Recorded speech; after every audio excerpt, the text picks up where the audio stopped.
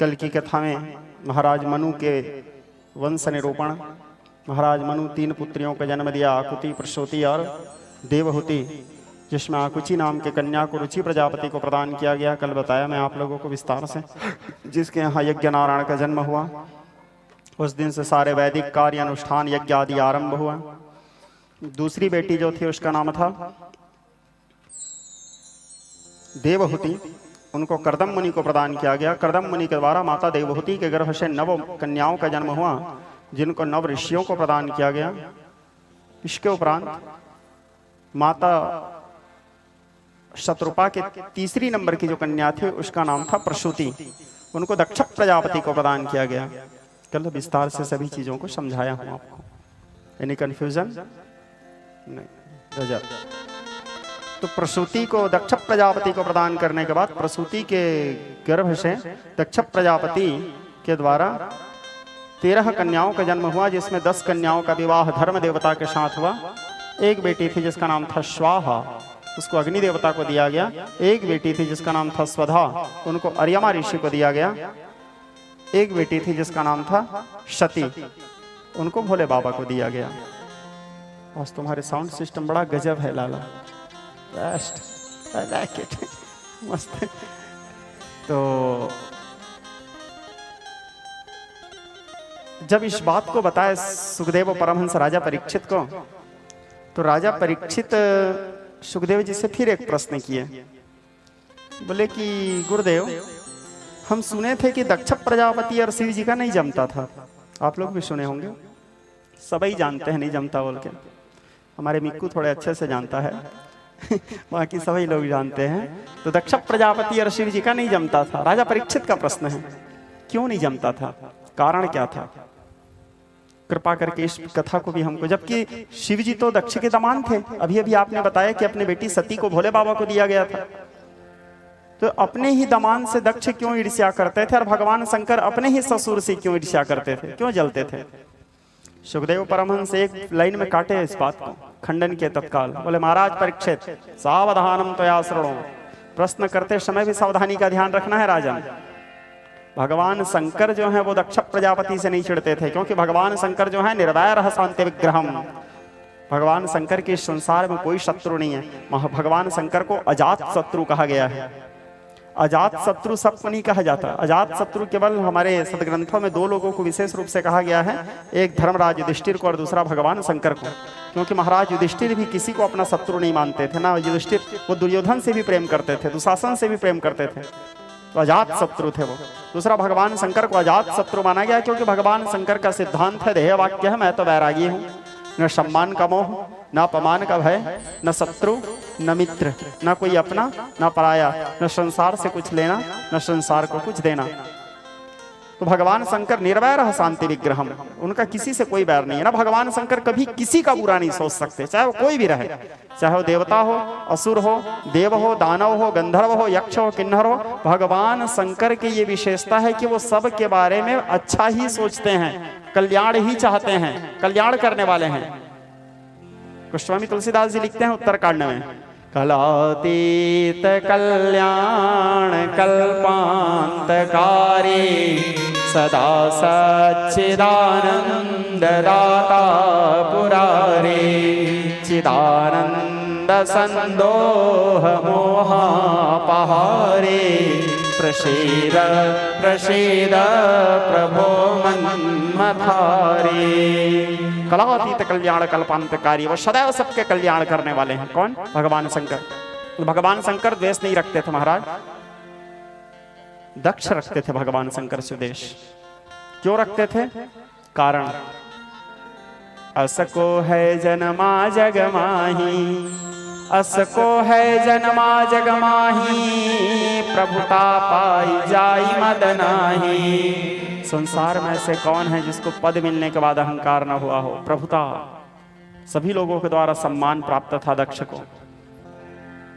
संसार को शिक्षा देने का भूमिका मिला था उनको, शिक्षक थे वो, संसार को शिक्षा देते थे दक्ष। दक्ष संहिता के रचना किए हैं, जिसमें आचार संहिता को लिखे हैं, रहना कैसे चाहिए, हमारे जीवन शैली कैसे होना चाहिए, सभ्यता, संस्कृति, मर्यादा सभी को सिखाने का काम, भूमिका निभाते थे। ब्रह्मकुल में जन्म लिए थे, ब्राह्मण थे दक्ष। दक्ष को शिव जी से द्वेष नहीं था, एक दिन की बात है। क्यों द्वेष किए? ब्रह्म सभा लगा हुआ था। ब्रह्म सभा में सारे देवता लोग बैठे हुए थे, सारे ऋषि मुनि। राजा परीक्षित का प्रश्न है ना, इसीलिए उत्तर दे रहे हैं सुखदेव जी। सारे देवता लोग बैठे हुए थे, सारे ऋषि मुनि, यक्ष, गंधर्व, किन्नर सब बैठे थे। त्रिदेव भी वहां उपस्थित थे, ब्रह्मा विष्णु महेश तीनों थे। सभा गोष्ठी था और उस सभा के मुखिया का भूमिका निभा रहे थे दक्ष, क्योंकि दक्ष के अंदर योग्यता था। योग्यताओं में कोई कमी नहीं था दक्ष के अंदर, सभी प्रकार के गुणों में श्रेष्ठ थे, विशिष्ट थे। शक्ति में, सामर्थ्य में, ज्ञान में, विज्ञान में, भक्ति में भी उसके कोई कमी नहीं था। नारायण जी के परम भक्त थे। आंख बंद करते थे, ध्यान करते थे, नारायण जी सुदर्शन लेके उनके सामने प्रकट हो जाते थे, कहो पुत्र बोल के। और स्वयं उनके पिता ही ब्रह्मा जी हैं, आवाज देते थे तो ब्रह्मा जी आ जाते थे उनके पास।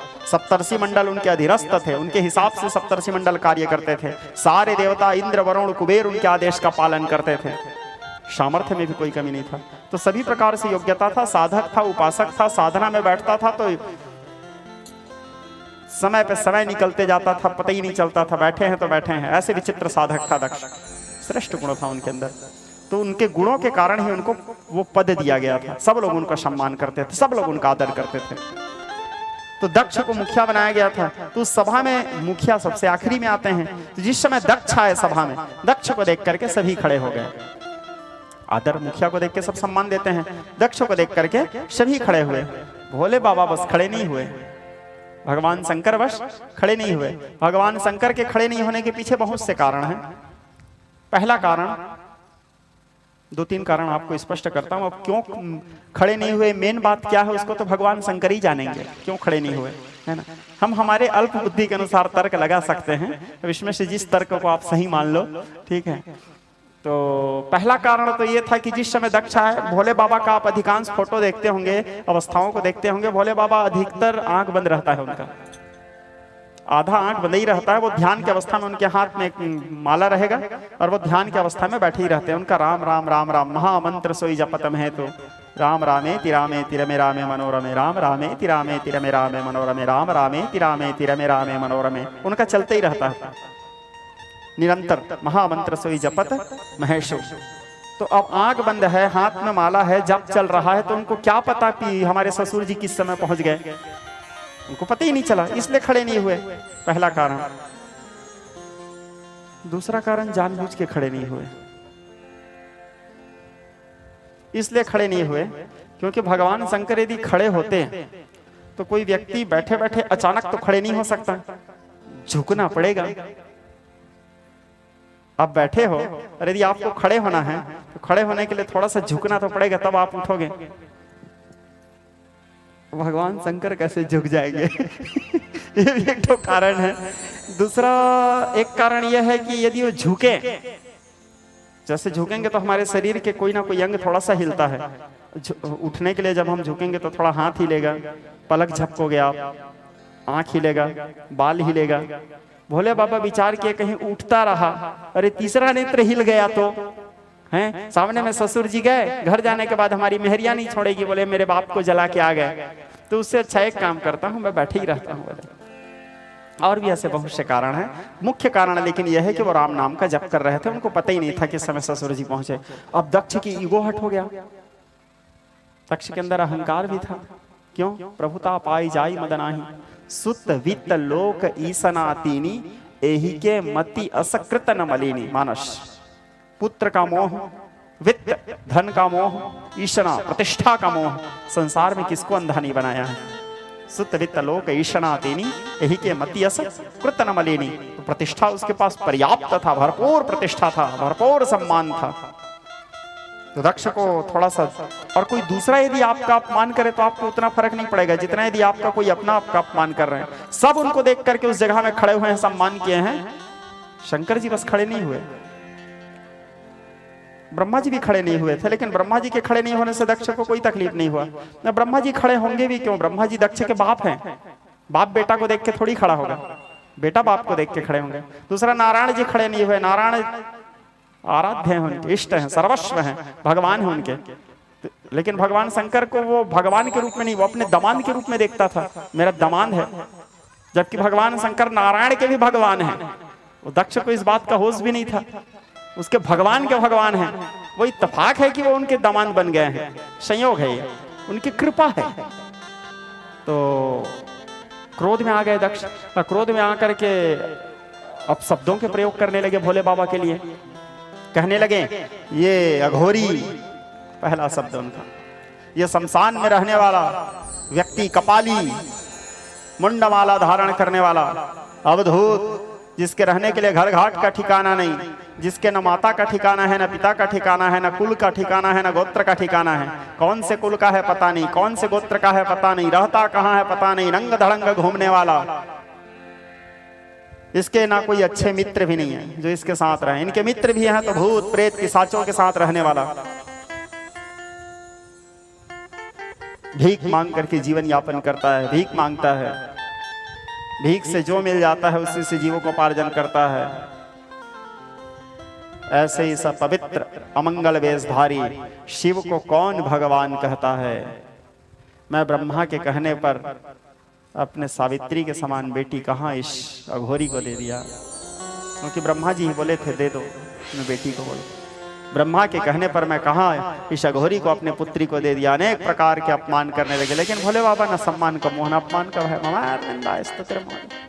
भगवान शंकर देखे उनको गाली दे रहे थे, अपमान कर रहे थे दक्ष को आंख खोल के। बोले काहे भड़क गए ससुर जी? बोले मनी मन मुस्कुराए। भोले बाबा गुस्सा नहीं होते, जब तक हो सके वो आखिरी तक रहते हैं। बोले बाबा मुस्कुराए, मुस्कुराने के बाद फिर दक्ष, आप किसी को गाली दे रहे हो और सामने वाला गुस्सा हो गया, रिएक्ट किया, तो आप थोड़े नॉर्मल रहोगे। लेकिन आप किसी को गाली दे रहे हो, किसी का अपमान कर रहे हो और उसके बाद भी वो आदमी कुछ नहीं बोल रहा है, हंस रहा है आपको देख के, तो आप और बौखला जाओगे। दक्ष और बौखला गया। अनेक प्रकार से भोले बाबा की निंदा किए। भोले बाबा खड़े हुए, विचार किया अभी तक शांत हूं तो ठीक है, कहीं भड़क गया तो गए, मेरा यहां से चले जाना ही ठीक है। क्योंकि बेटी को बाप का गलती तो नजर नहीं आएगा, मेरी से लड़ेगी, नहीं मेरे बाप सही थे हैं, तो उससे अच्छा मैं ही चला जाता हूं। इस प्रकार विचार करके भोले बाबा उठे, त्रिशूल को संभाले और त्रिशूल को संभाल करके दक्ष को देखे, जाते जाते तेरा कल्याण हो दक्ष बोले, यार चले गए। उसके बाद भी उसको बोले तेरा कल्याण हो दक्ष। दक्ष कहता है तू मेरा कल्याण चाहेगा, किसने तेरा नाम शिव रखा? तेरा नाम तो अशिव होना था। भोले बाबा को कोई फर्क नहीं पड़ा, वो तो चले गए, लेकिन उनके भक्तों को तो फर्क पड़ेगा। उनके भगवान को कोई गाली दे रहे हैं तो नंदी भड़क गए। नंदी कहने लगे मूढ़ दक्ष, तुझे प्रभुता का अभिमान हो गया है, तू मेरे प्रभु का निंदा किया है, तू जिसकी निंदा कर रहा है वो तो मान और अपमान से परे हैं, पृथक भी नहीं, परे हैं। और निंदा तो शिव का नहीं अपने आप का कर रहा है दक्ष, ये तेरे मूर्खता का परिचय है। जहाँ मैं तुझे, यदि मैं जीवन भर मन वचन कर्म से महादेव के सच्चा निष्ठा से भक्ति किया हूँ, तो मैं तेरे को श्राप देता हूँ दक्ष कि तेरा शीघ्र विनाश हो जाए, परमार्थ के सभी वस्तुओं से तू च्युत हो जाए। नंदी इस प्रकार श्राप दे के सारे शिवगण को वहां से लेके गए। अब दक्ष प्रजापति शिव जी को चिढ़ाने के लिए यज्ञ करते हैं और यज्ञ में सारे देवी देवताओं को बुलाए, सबको निमंत्रण दिए, भोले बाबा बस को नहीं बुलाए। अब सब लोग अपने अपने विमान में बैठ के जाने लगे दक्ष के यहाँ। माता सती देखी सब जा रहे हैं, पूछे कहाँ जा रहे हो भाई? बोले अरे तुमको पता नहीं तुम्हारे पिताजी के यहाँ यज्ञ हो रहा है। माता सती को बड़ा दुख हुआ, क्योंकि बाप के यहाँ यदि कोई आयोजन हो रहा है और बेटी को किसी और के मुख से पता चले तो बेटी को कितना दुख होता है, क्योंकि बाप के घर के आयोजन में बेटी ही सबसे मुख्य भूमिका निभाती है, सारे कार्यभार बेटी ही संभालती है। बेटी का उस समय कोई भी बाप के घर में काम हो, कार्यक्रम हो, तो बेटी का एक विशेष भूमिका रहता है। बेटी को किसी और के मुंह से पता चल रहा है, बड़ा अरुभित। सती, उनके जितने भी बहन लोग थे, सभी बहनों में सती विशेष रूप से ज्यादा प्रेम करती थी दक्ष से, वो अपने बाप की बेटी थी। उनको बड़ा दुख हुआ, बोले पिताजी ऐसा क्यों किया, मेरे पति के क्यों अपमान किया, उनको भी नहीं बुलाया, मेरे को भी नहीं बुलाया। लेकिन फिर भी बाप तो बाप है, बाप के देखने की इच्छा, बाप के घर जाने की इच्छा, इस बहाने जाऊंगी, मेरे बहनों के साथ मिलूंगी, माँ के साथ मिलन होगा, मेरे सखी सहेलियों के साथ मिलन होगा। इस प्रकार माता के अंदर विचार था, जाने की इच्छा था, लेकिन माता जा नहीं पा रही थी। क्यों नहीं जा पा रही थी? क्योंकि भोले बाबा समाधि में बैठे थे। समाधि में भोले बाबा एक बार गए तो कब निकलेंगे कोई ठिकाना, कभी मन हुआ तो तुरंत वापस आ गए, 5 मिनट में समाधि खत्म, कभी नहीं हुआ मन तो 87,000 वर्ष बीत जाता है। बैठे हैं तो बैठे हैं, न भौमिर न चापो न वहने न वायु न चाकाशास्ते न तंद्रा न निंद्रा न ग्रीष्मो न शीतम न देशो न वेशो न यस्यांसि मूर्तिस्त्रिमूर्तिस्तमीडे अयं शाश्वतं कारणं कारणानां शिवं केवलं भासकं भासकानां तुरीयं तमः पारमत्यन्तहीनं प्रपद्ये परं पावनं द्वैतहीनं। ऐसे है भोले बाबा। तो समाधि में बैठे थे, संयोगवश उसी समय भोले बाबा का समाधि टूटा। समाधि नहीं टूटा, दक्ष की तकदीर फूटा है। देखो इतना दिन तक भोले बाबा का समाधि नहीं टूटा था, आज उधर दक्ष के यज्ञ शुरू हुआ है, आज ही उनका समाधि टूटना है जी है। इधर भोले बाबा को निष्प्रपंच कहते हैं, बोले उनको प्रपंच नहीं आता है, तो सबसे बड़े प्रपंच तो वही कर रहे हैं यहाँ।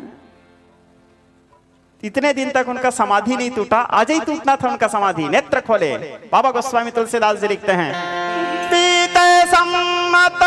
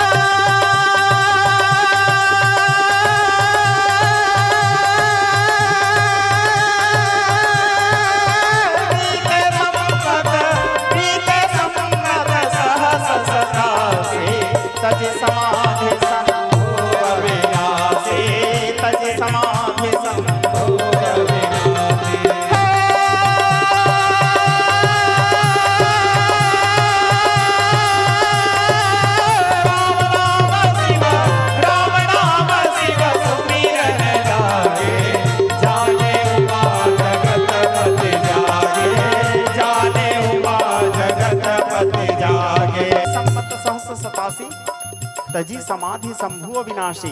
87,000 वर्ष पूरा हुआ, समाधि तोड़े, बाबा जागे, नेत्र खोले, माता देखी, जाने उमा जगतपति जागे, मेरे प्राणनाथ जग गए। सामने आई, उनके चरण वंदन की। आशुतोष शिव घरदानी। माता भोले बाबा के चरण वंदन करती है, कहती है बाबा आशुतोष शिव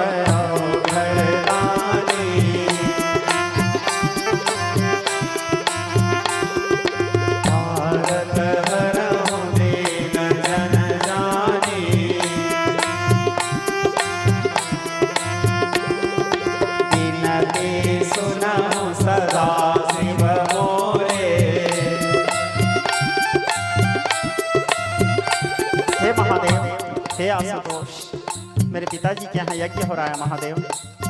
हे प्रभु, यदि आपकी अनुमति हो तो मैं पिताजी के यहाँ यज्ञ में सम्मिलित होकर आ जाऊँ। भगवान महादेव कहे, देखो देवी, तुम्हारे पिता हमसे द्वेष करते हैं, हमसे ईर्ष्या रखते हैं, और वहाँ हमको निमंत्रण भी नहीं मिला है। और जिस जगह पति का सम्मान न हो उस जगह एक आदर्श नारी को नहीं जाना चाहिए। तुम अखंड सती हो, पातिव्रता धर्म के मूर्तिमान स्वरूप हो, तुम्हारा वहां जाना उचित नहीं होगा। मैं बोला था ना, भगवान शंकर सबका भला चाहते हैं, वहां जाना माता के लिए उचित नहीं था, इसलिए मना कर रहे हैं वो, क्योंकि वो जानते हैं त्रिकालज्ञ सर्वज्ञ शिवा, भोले बाबा जानते हैं वहां गई मतलब ये उसके लिए उचित नहीं होगा, मैं खो जाऊंगा, ये मेरे को खो जाएगी। समझाए उनको, वहां जाना तुम्हारा उचित नहीं है। लेकिन नारी हट चरितार्थ हुआ, हट करती है माता, मैं जाऊंगी मैं जाऊंगी। भोले बाबा बोले जैसे तुम्हारा इच्छा, कल्याण हो। कुछ रुद्र गणों को साथ में दिए, भोले बाबा अकेले नहीं भेजे, उसके बाद भी कुछ रुद्र गणों को साथ में दिए, बोले जाओ पुत्रों, तुम्हारे माता का ध्यान रखना। जगदम्बा आती है, आके देखती है दक्ष के यज्ञ में भोले बाबा के लिए कोई स्थान नहीं है। माता को बड़ा दुख हुआ। अरुद्र भागम, उनके पति का कोई सम्मान नहीं, उनके पति के बारे में कोई नहीं पूछ रहे हैं, उनके लिए किसी के मन में आदर नहीं, किसी के लिए अंदर सम्मान नहीं। दूसरा दक्ष जैसे सती को देखे क्रोध में आ गए, और क्रोध में आकर के सती को देख करके कहते हैं वो अघोरी। उसको सम्मान प्राप्त नहीं हुआ तो अपने पत्नी को जबरदस्ती मेरे यज्ञ में भेजा है, ताकि मैं अपने बेटी के मोह में आकर के उस अघोरी को सम्मान दूं। जबकि भोले बाबा को सम्मान की क्या आवश्यकता है, उनको सम्मान की क्या आवश्यकता है? और दक्ष के सम्मान दे देने से महादेव बड़े नहीं हो जाएंगे, और सम्मान नहीं देने से वो छोटे नहीं हो जाएंगे। महादेव हैं तो हैं। फिर भी अनेक प्रकार से सती के सामने शिव जी के सती के मुंह के ऊपर निंदा करने लगे। भगवती के शरीर कंपायमान होने लगे। पीले रंग के वस्त्र पहनी थी भगवती, पट्टिकाम्बरा धीना कल मंजर मंजरी। दक्ष से कहती है, क्रोध में आकर के भगवती अष्टभुजा रूप को धारण कर दी। कहती है, मूढ़ दक्ष, तेरे जैसे शिवद्रोही के तेज से मेरे शरीर का निर्माण हुआ है, इसलिए तजी हूँ तुरंत देह ते ही हेतु, इसलिए मैं इस देह का त्याग करती हूँ। मैं चाहूँ तो इसी क्षण तेरे को नाश कर सकती हूँ। दक्ष शुद्धहिता देवी दक्ष यज्ञ विनाशिनी, मैं चाहूँ तो इसी क्षण तेरे को भस्मीभूत कर सकती हूँ। और मैं तेरे पुत्री बन के ऐसे ही नहीं आई हूँ, तपस्या करके वरदान मंगा था, इसलिए मैं तेरे पुत्री बन के आई हूँ। लेकिन तू अपने अहंकार के चलते इस बात को भूल गया कि मैं कौन हूँ, अपने प्रतिष्ठा के चलते इस बात को भूल गया कि मैं कौन हूँ और वो कौन है। मैं सदा शंभु अर्धांग विलासनी, आदि अनादि काल से मैं शंभु के अर्धांगिनी हूँ। तुमने मेरे अपमान किया, मेरी निंदा किया, चलो मैं तुम्हारी पुत्री हूँ, क्योंकि तुम्हारे शरीर से मेरे इस तेज से इस शरीर का निर्माण हुआ है, इसलिए मेरे प्रति किए गए सारे अपराध को मैं क्षमा करती हूँ। किंतु तुमने महादेव का अपमान किया है, वो मैं बर्दाश्त नहीं कर सकती। मैं चाहूँ तो तेरे को इसी क्षण नष्ट कर सकती हूँ, किंतु यदि मैं तेरे को मार दी तो इतिहास और संसार ये कहेगा कि एक बेटी अपने बाप को मार डाली। तेरे को तो मेरे प्रभु देख लेंगे, और मेरे प्रभु क्या, तेरे को तो मेरे प्रभु के भक्त लोग देख लेंगे, लेकिन इस शरीर को मैं नहीं रखूंगी, क्योंकि तेरे जैसे पापी के शरीर से इस शरीर का निर्माण हुआ है। माता सती इस प्रकार कहते हुए पंचाग्नि का वर्ण करती है। कालानग्नि, दावानग्नि, पंचासग्नि, भूतासग्नि, होमग्नि, ब्रह्मग्नि, पंचाग्नि का वर्ण करती है। और शिव जी के चरणों के स्मरण करते हुए कर चरण कृतम वा कायजम कर्मजम वा श्रवणनयनजम वा मानसम वा अपराधम विहतम विहितम वा सर्वमे तत्क्षमस्व। जय जय करुणाब्धे श्री महादेव शंभो। नारायण जी की स्मरण करती है, फिर नारायण जी से प्रार्थना करती है, माँ आदि शक्ति मरत सती हरि सन वर मांगा, जन्म जन्म शिव पद अनुरागा। हे नारायण, मैं इस शरीर का त्याग कर रही हूँ, लेकिन त्याग करते करते आपसे वरदान है नारायण कि मेरा दोबारा जब भी जन्म हो तो शिव के चरणों की ही दासी बनूं, शिव के चरणों की दासी बन करके मेरा जन्म हो। मैं शिव की सेवा चाहती हूँ नारायण। नारायण जी के प्रार्थना करते हो, माता अपने पंचभौतिक शरीर को नष्ट करो। जल करके सती के शरीर नीचे गिरा। जो लोग चालाक थे वहां से भाग गए, जो जानते थे अग्र सोची सदा सुखी। अब क्या हो सकता है? जिन लोगों को महादेव के क्रोध का या जो महादेव के प्रभाव को जानते थे, महादेव की दो चीज है, एक स्वभाव और एक दूसरा प्रभाव। कुछ लोग महादेव के स्वभाव पे फिदा रहते हैं, कुछ प्रभाव पे। स्वभाव उनका क्या है? भोलेनाथ है, वो किसी पे भी रीझ गए, अवघड़दानी है। प्रभाव, एक बार यदि पैर को नीचे रखे, अधिकांश महादेव अपने जंघा के ऊपर अपने दूसरे पैर को ही रख के बैठते हैं, उनके मुख्य मुद्रा है वो। अधिकतर वैसे ही बैठते हैं भोले बाबा, या तो पद्मासन में बैठेंगे, पद्मासनस्थम, या फिर एक वाम भाग के जो जंघा रहता है उसके ऊपर अपने दाहिने पैर को रख करके भगवान महादेव इस प्रकार आसन में बैठेंगे। महादेव अपने पैर को नीचे रखे, उतने में ही अखिल विश्व ब्रह्मांड कंपायमान हो जाते हैं। क्या हुआ? पुष्पदंत नाम के गंधर्व कहता है शिव महिम्न स्तोत्र में,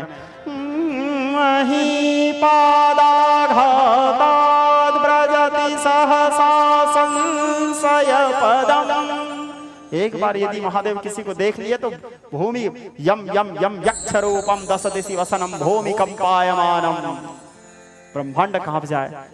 तो जो महादेव के प्रभाव को जानते थे वहां से भाग गए। कुछ लोग ज्यादा होशियार थे, बोले जो होगा देख लेंगे, वो रुके थे।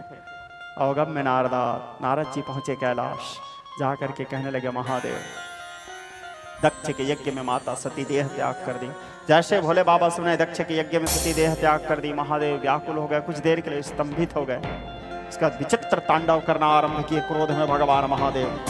जटा टवी गलत जल प्रवाह पावित स्थले गले वलम लंबितम भुजंग तुंगमालिका डमट डमट डमट डमन निनाट मट मर्यवम चकार चंड तांडवम तनोतु शिव शिव जटा कटा सप्रम भ्रमण निलिम्प निर्झरी विलोल वीचि वल्लरी विराजमान मूर्धनि धगत धगत धगत ज्वलल ललाट पट्ट पावके किशोर चंद्रशेखरे रति प्रत्यक्षणम मम अखर्व सर्व मंगला कला कदम्ब मंजरे रस प्रवाह माधुरे विजृंभणा मधुव्रतम स्मरांतकम पुरांतकम भवांतकम मखांतकम गजांतकांतकांतमंतमंतकांतकम भजे जयत स्वनित भ्रमित भ्रमत भ्रमत भुजंग वश्वसं वनर्गमत सवत पुरत्करा याल हव्यवाड धिमित धिमित धिमित धिमित उदंग तंग मंगल ध्वनि क्रम प्रवर्तित प्रचंड तांडव शिव विचित्र तांडव करना आरंभ किए भगवान। चित्र तांडव किए भगवान महादेव।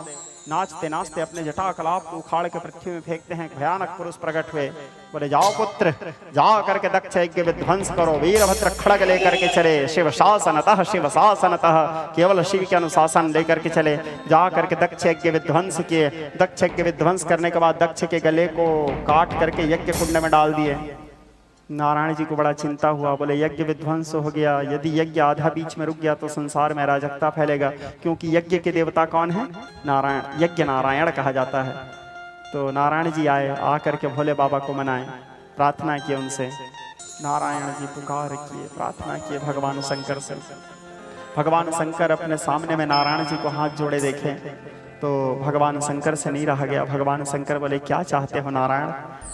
बोले यज्ञ को पूर्ण करना है, जजमान को पुनः जीवित करना है। और जजमान को जीवित केवल भगवान शंकर कर सकते हैं।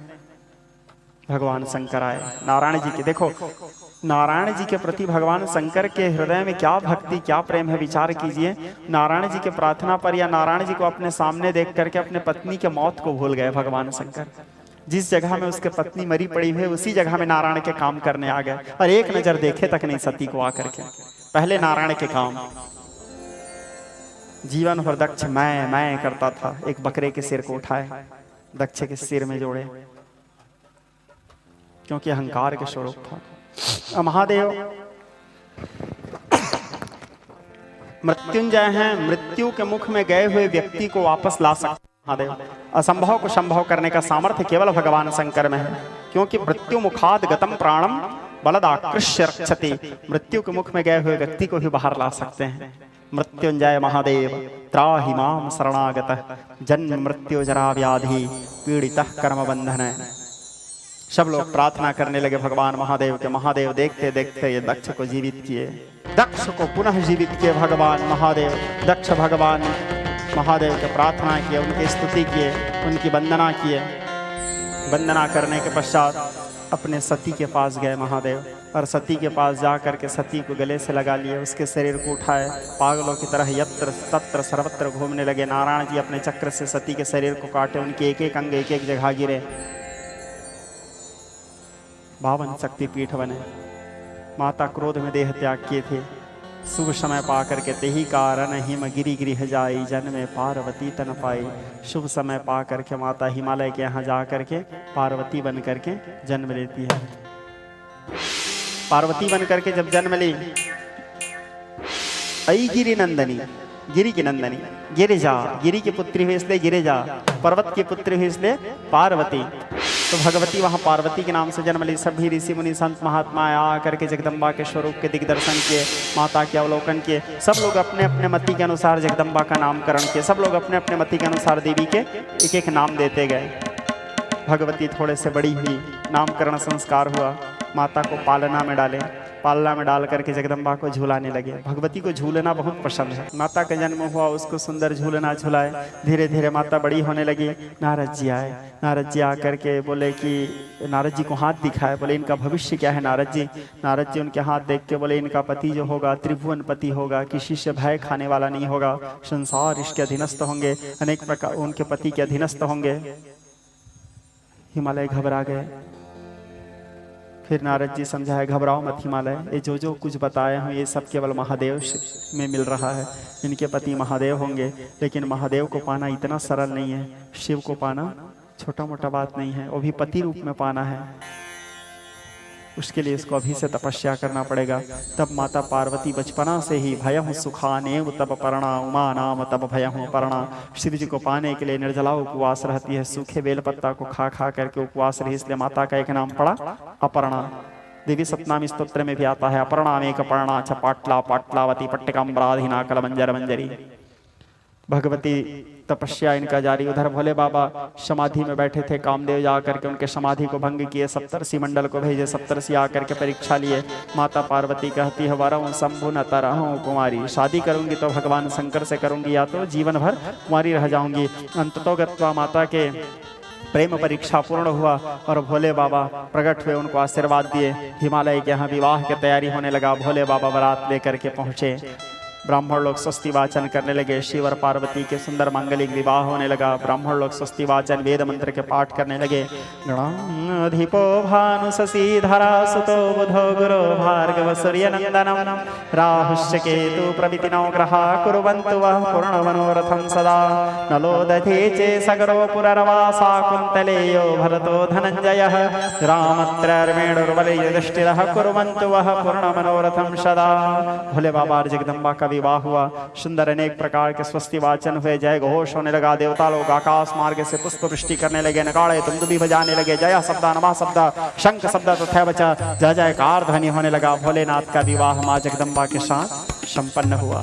विवाह करने के बाद कैलाश पहुंचे। कैलाश में जाने के बाद तब जन्मी षडवदन कुमारा, तब जन्मी षडवदन कुमारा, तारक असुर समर जिन मारा। शुभ समय पा करके कुमार कार्तिकेय जी का जन्म हुआ और वह ताड़कासुर नामक दैत्य का विनाश किए। श्री सुखदेव परमहंस कहने लगे महाराज परीक्षित से, हे राजन, चरित सिंधु गिरिजापति वेदन पावहि पार। भगवान महादेव के चरित्र तो अथाह है, अपार है। इस संसार में किसी में सामर्थ्य नहीं कि महादेव के चरित्र का शांगो पांगो वर्णन कर सके। अशित गिरि समम स्यात् कच्चलम सिंधु पात्रे सुर तरुबर शाखा लेखने पत्रमर्वे लघित गृहत्वा शारदा सर्वकालम तदपि तव गुणान्वेषं पारं न याति। तब तत्वं न जानामि कीदृशोऽसि महेश्वर यादृश श्री महादेव तादृशाय नमो नमः। भागवत में शिव कथा संक्षिप्त रूप से ही दिया है, इसलिए मैं आप लोगों को संक्षिप्त रूप से ही शिव जी के इस चरित्र को सुनाया। शिव पुराण में इस कथा को विस्तार से दिया गया है। रामचरितमानस में भी बहुत विस्तार किए हैं तुलसीदास जी बालकांड में। तो आप लोग राम कथा में तो सुने ही होंगे या फिर सुन लेंगे, राम कथा में होने वाली है, या शिव पुराण में भी आप लोग सुने होंगे। तो इस कथा, लेकिन भागवत में इस कथा को संक्षिप्त रूप से वर्णन किए हैं, इसलिए मैं आप लोगों को संक्षिप्त रूप से, क्योंकि भागवत में ये सब कथा बता जरूर रहे हैं, लेकिन भागवत का जो मुख्य विषय है वो है कृष्ण कथा। भागवत का मुख्य विषय क्या है? क्योंकि राजा परीक्षित का मुख्य प्रश्न भागवत में क्या है? उदार गोपाल चरितम कथताम मुनि सत्तम। भगवान कृष्ण के चरित्र जिज्ञासा भागवत का मूल विषय है कृष्ण कथा। भागवत को साक्षात भगवान कृष्ण के स्वरूप माना गया है। इन सब कथाओं को इसलिए यहाँ बतलाया गया है कारण कि भागवत जो है वो सभी पुराणों का निचोड़ है। भागवत जो है वो सभी पुराणों का सार है, तो सभी पुराणों के बातों को भागवत में दिया गया है। इसलिए भागवत को 18 पुराणों में सर्वश्रेष्ठ पुराण माने हैं। इदम भागवतम नामम पुराणम पुराणानाम तिलकम। सभी पुराणों का तिलक है, सर्वश्रेष्ठ पुराण है भागवत महापुराण। विज्ञ स्नेही स्वजन, इस प्रकार महाराज मनु के तीनों बेटियों की कथा को सुखदेव जी राजा परीक्षित को सुनाए। अब उनके 2 पुत्र थे। बड़े बेटा का नाम था प्रिव्रत और छोटे बेटा का नाम था उत्तानपाद। प्रिव्रत और उत्तानपाद की गाथा आता है। प्रिव्रत जो बड़े बेटा थे, प्रिव्रत विचार किए मैं विवाह नहीं करूंगा। क्यों विवाह नहीं करूंगा? क्योंकि असारे खलु संसारे दुख रूप विमोहिकः। ये संसार जो है असार है, केवल दुख देने वाला है। संसार में कोई अपना नहीं है। संसार में सब केवल मात्र जब तक सुख है, संपत्ति है, सब साथ देंगे। जैसे हमारे ऊपर दुख आया, विपत्ति आया, सब साथ छोड़ के चले जाते हैं। संसार है। सत्य केवल मात्र परमात्मा है। सत्य केवल राम है। राम नाम सत्य है। आखिरी शब्द रहता है जब हमारे जीवन समाप्त होता है। ये शब्द हमारे जीवन रहते समझ नहीं आता, वो सोए रहता है तब उसको हम बोलते हैं। अब वो क्या सुनेगा? और वो जो बोलने वाला रहता है वो भी उस बात को बोलता है, घर आके भूल जाता है। फिर दोबारा जब वो सोता है तब उसको वो सुनाया जाता है। उसी को यदि पहले समझ जाता है कि सत्य केवल राम नाम है तो ये सब नहीं होता। तो उस बात को पहले कौन समझ गए? प्रिव्रत बोले नहीं, मैं विवाह नहीं करूंगा, घर गृहस्थ में नहीं आऊंगा, सत्य केवल भगवान है। उसके मन की विचारधारा। महाराज प्रिव्रत विवाह नहीं करूंगा विचार करके तपस्या करने घर द्वार छोड़ के साधु बन के निकल गए, तपस्या करने लगे। प्रिव्रत की कथा यहीं पे विश्राम। अब उनके जो छोटे भाई थे उसका नाम था उत्तानपाद। उत्तानपाद जो थे महाराज राम जी के पूर्वज हैं, सूर्यवंशी राजा हैं, अयोध्या के राजा हैं महाराज उत्तानपाद, महाराज मनु के पुत्र हैं। उत्तानपाद विवाह किए, सुनीति नाम के कन्या से विवाह किया। उत्तानपाद बड़े धर्मात्मा राजा थे, लेकिन उत्तानपाद के घर में कोई संतान नहीं था। संतान नहीं होना एक जीवन के लिए बहुत बड़ा दुर्भाग्य है, क्योंकि हमारे ग्रंथों में बताया गया है अपुत्रस्य गृहम सन्यम दिशा सन्यस्य बांधवः मूर्खस्य हृदयम सन्यम सर्वसन्यम। दरिद्रता, बिना पुत्र के घर सूना होता है। पुत्र नहीं होगा तो माता पिता को पुम नाम के नरक से कौन उद्धार करेगा, माता पिता का पिंडदान कौन करेगा, श्राद्ध कौन करेगा, तर्पण कौन करेगा, तिलांजलि कौन देगा। इसलिए जीवन में पुत्र आवश्यक है। महाराज उत्तानपाद बड़े दुखी थे। उनकी जो पत्नी थी सुनीति, महाराज उत्तानपाद से कहती है महाराज आप दूसरा विवाह कर लीजिए ना। महाराज उत्तानपाद कहे देवी दूसरा विवाह कर लीजिए, शब्द कहने में बड़ा सरल है, सहज है, लेकिन दूसरा विवाह करने के बाद जो कष्ट होगा उसको तुम नहीं जानते। तुम दोनों की लड़ाई में सौतिया डाह में दो शेर नहीं पालना यहाँ पे थोड़ी है एक साथ है, बेमौत मारा जाएगा शेर तो बोले उचित नहीं है देवी। लेकिन नारी हट चरितार्थ हुआ। नारी हट जो है बहुत बड़ा चीज होता है श्रोता समाज। नारी यदि किसी चीज में हट में अड़ गई तो फिर अड़ गई। हट कितने प्रकार का होता है? मुख्य रूप से 4 प्रकार का होता है। कौन कौन से हट? बाल हट, राज हट, नारी का हट और योगी का हट। जिसमें सबसे जटिल हट होता है बाल हट। जैसे कोई बच्चा, छोटा सा बालक किसी चीज में हट में, चारों हट के बारे में व्याख्या कर रहा हूं समझो आप। कोई बच्चा किसी चीज के लिए हट में अड़ गया तो आप उसको फिर पूरा करना पड़ेगा ही आपको, क्योंकि उसको आप मार सकते नहीं, वो तो छोटा सा बच्चा रहता है। डरा सकते नहीं, वो कहां से डरेगा है? उसको बड़े बड़े आंख दिखाओगे, डंडा दिखाओगे तो थोड़ी डरेगा, वो चिल्ला चिल्ला कर रोएगा। वो हट कर लिया मतलब वो आपको कुछ भी करके पूरा करना है। बाल हट, न उसको डरा सकते न समझा सकते, क्योंकि अभी उसके पास उतना दिमाग भी नहीं कि समझा सको। जैसे बाल हट कहाँ पे देखने को मिलता है? कृष्ण लीला में। मैयारी मोरे चंद्र खिलौना लइहा, सुरभि के पय पानन करी हाँ, वेणी सरन गोथई हाँ, मैया रे मोही चंद्र खिलौना। ये बाल हट। दूसरा जो होता है वो उससे भी ज्यादा कठिन है। वो क्या है? राजहट। बाल हट को तो जैसे तैसे समझा सकते हो, नहीं संभल रहा है तो उसको दूध पिला दो, चुप, जितना भी रोते रहे। बस दूध पीते पीते बच्चा सोता ही है, निश्चित है। सो के उठा तो भूल जाएगा जिस चीज के लिए हट किया है। लेकिन राज हट जो है उसको संभालना बड़ा मुश्किल है। राजा यदि अड़ गया किसी चीज में तो फिर उसको पूरा किए बिना उसका जीना खाना पीना हराम हो जाता है। जैसे आप लोग चुनाव में देखने हैं, जीतना है बस, वो जब तक कि वो रिजल्ट नहीं आ जाता वो आदमी का भूख प्यास नींद चैन सब हराम हो जाता है। उसको जैसे करके भी जीतना है।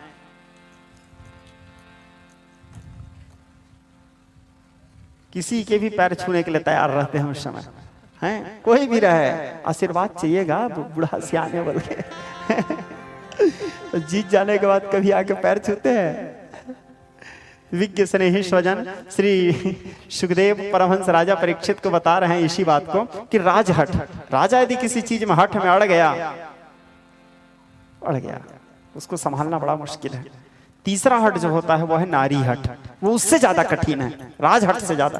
राजहट को भी जैसे तैसे संभाला जा सकता है, समझाया जा सकता है। हाई कमान ऑर्डर दे तो बेचारा शांत हो सकता है, कोई भी रूप से उसको दबा सकते हैं। लेकिन नारी हट जो है उसको नहीं संभाला जा सकता, वो बहुत कठिन। नारी यदि किसी चीज में हट में अड़ गई तो वो जान लेकर मानेगी फिर। जैसे नारी हट कहाँ पे देखने को मिलता है? रामावतार में देखिए आप।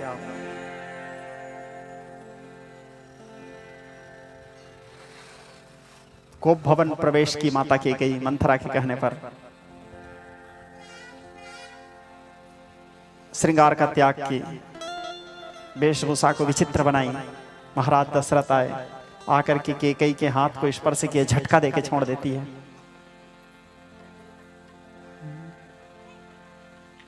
हाथ से हाथ का स्पर्श हुआ तो हाथ छोड़ा दिया निष्ठुर होके।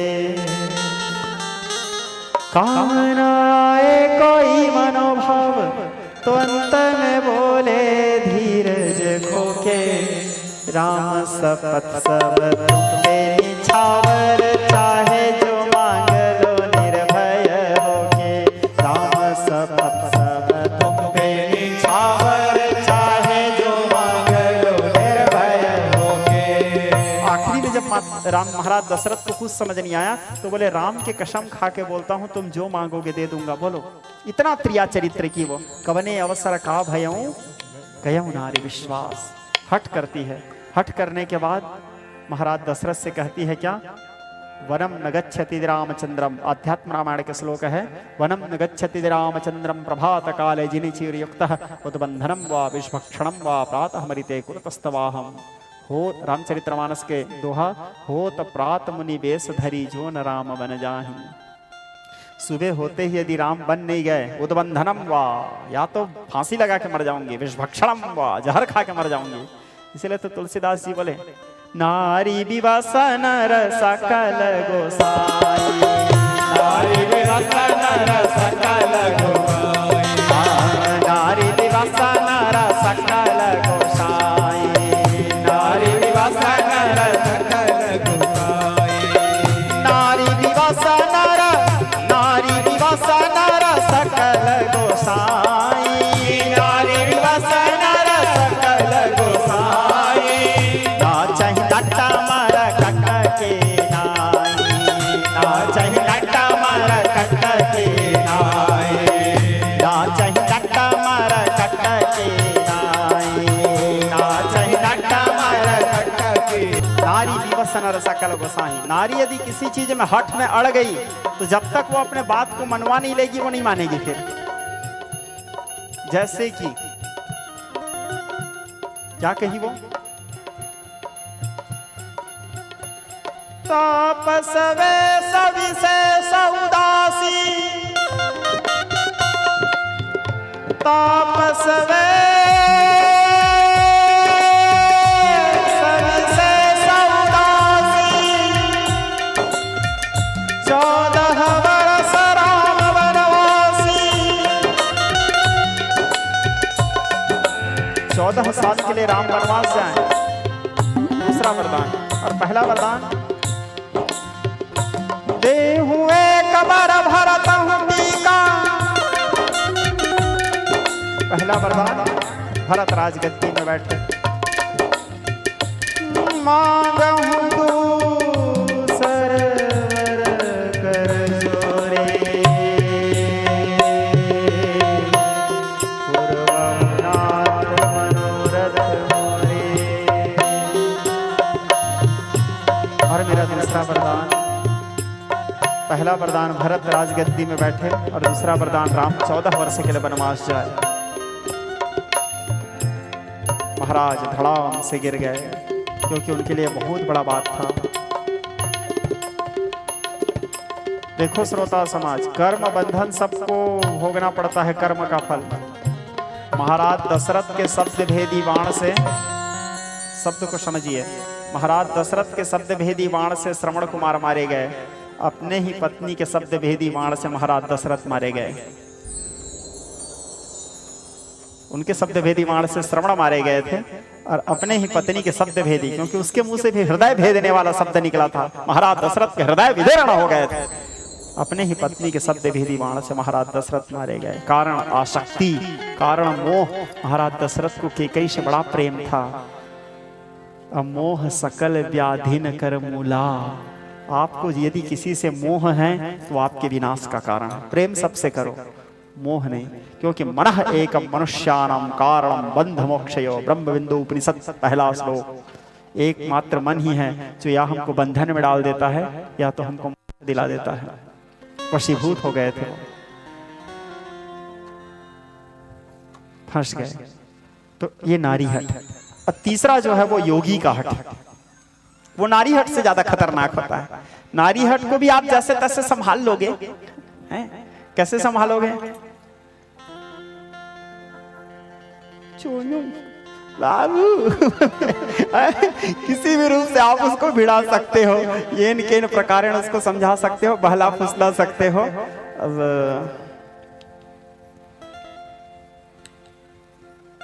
अब हमको भी अनुभव नहीं था, बिहाव के बाद हुआ। ठीक है, तो नारी हट को भी जैसे तैसे आप कंट्रोल कर सकते हो। लेकिन योगी का हठ, इसको ना समझाया जा सकता है, ना बहलाया जा सकता है, ना उसको फुसलाया जा सकता है, ना उसको लालच दिया जा सकता है। वो ठान लिया मतलब ठान लिया, इसलिए उसको हठ योगी कहा जाता है। योगी यदि किसी चीज में अड़ गए तो फिर अड़ गए। जिस दिन मैंने भ्रुकुटी तानी सोचो उस दिन फिर क्या होगा, हर एक असंभव संभव फिर मेरे इशारा से संभव होगा।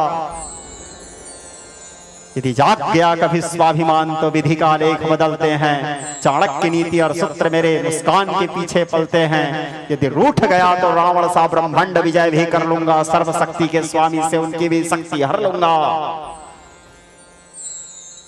अभी शांत और मौन हो तो मेरे आगे अकड़ रहे, शायद अपनी बर्बादी के हाथों खुद ही जकड़ रहे। कभी कहता है अड़ गए तो अड़ गए योगी। जैसे आज आप भागवत भी सुन रहे हो तो एक योगी के हठ के कारण सुन रहे हो। कौन योगी? श्रृंगी ऋषि हट करके राजा परीक्षित को श्राप दिए। अहो धर्मपालानाम यत्योक्तारो सतम राक्षसं बालकः इति मर्यादा लंघितं सप्तमे तक्षको हनि। धर्म के सेतु को तोड़ने वाले महाराज परीक्षित, आज से 7वें दिन में तुम्हें तक्षक नांग काट खाएगा। हट करके श्राप दिए। लेकिन योगी का हट सदैव कल्याण के लिए होता है। योगी अपने व्यक्तिगत स्वार्थ पे हट नहीं करता। योगी यदि किसी को श्राप भी देता है तो श्राप में भी सबका कल्याण होता है। यदि श्रृंगी ऋषि राजा परीक्षित को श्राप नहीं देते तो राजा परीक्षित भागवत नहीं सुनते। राजा परीक्षित भागवत नहीं सुनते तो सूत जी सौनकादिक ऋषियों को भागवत नहीं सुनाते। सूत जी सौनकादिक ऋषियों को भागवत नहीं सुनाते तो सनत सनंदन सनातन सनत कुमार भक्ति ज्ञान और वैराग्य को भागवत नहीं सुनाते। भक्ति ज्ञान वैराग्य यदि भागवत नहीं सुने रहते तो गोकर्ण जी धुंधकारी पापी को कथा नहीं सुनाता। यदि गोकर्ण जी धुंधकारी पापी को कथा नहीं सुनाता तो आज सारे पापी लोग भागवत कथा नहीं सुनते। योगी के हट, योगी के हट सदैव कल्याण के लिए होता है। अरे भागवत क्या है? धन्यायाह भागवती वार्ता प्रेत पीड़ा विनाशिनी।